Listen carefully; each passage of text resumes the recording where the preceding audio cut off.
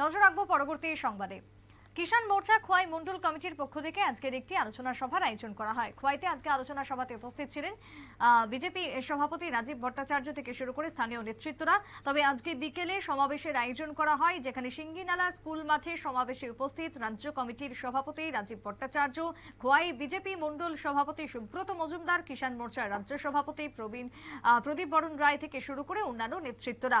তবে 111 পরিবারের 335 জন ভোটার আজকের এই সমাবেশ থেকে যোগ দিয়েছেন বিজেপির পতাকা তলে। তারই সঙ্গে আজকের এই সমাবেশে সাধারণ কর্মীদের উপস্থিতি ছিল একেবারে নজর কাড়া।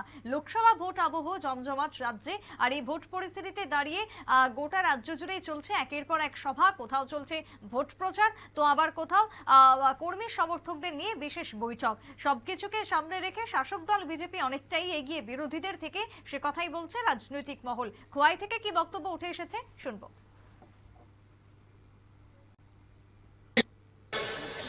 যে নির্বাচন, এই নির্বাচনে আমরা দেশের প্রধানমন্ত্রী আমরা নির্বাচন করব।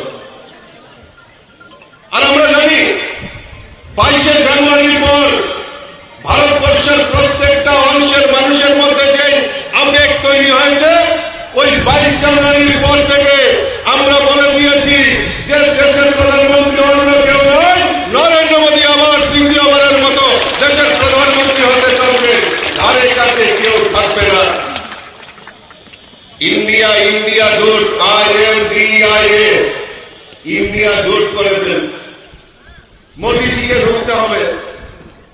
আর ইন্ডিয়া জোট কি মানুষের জন্য কি কাজ করবে, গরিব মানুষের জন্য কি কাজ করবে, দেশের জন্য কি কাজ করবে, মহিলাদের জন্য কি কাজ করবে, কোনো তার পরিকল্পনা নেই। খালি ইন্ডিয়া জোট, INDIA। অর্ধেক লোক জেলে চলে গেছে, কিছু লোক আমাদের ভারতীয় জনতা পার্টিতে সামিল হয়ে গেছেন, কিছু লোক মোদীজির কে সাপোর্ট করছেন, আর শুধু আই করে রয়েছেন। ওই ইন্ডিয়ার মধ্যে শুধু আই করে রয়েছেন, কোন লাভ হবে না। মোদীজির কাছে ওই আই পায় কোনো কাজ হবে না। মোদীজি ভারতের বিকাশের জন্য যে গ্যারান্টি দিচ্ছে, তাতে ভারতবর্ষের মানুষ তৈরি হয়ে গেছে। ওই ইন্ডিয়া জোট দিয়ে কাজ হবে না। মানুষ নিশ্চিত হয়ে গেছে দেশের প্রধানমন্ত্রী নরেন্দ্র মোদীজি আবারও দেশের প্রধানমন্ত্রী হবে।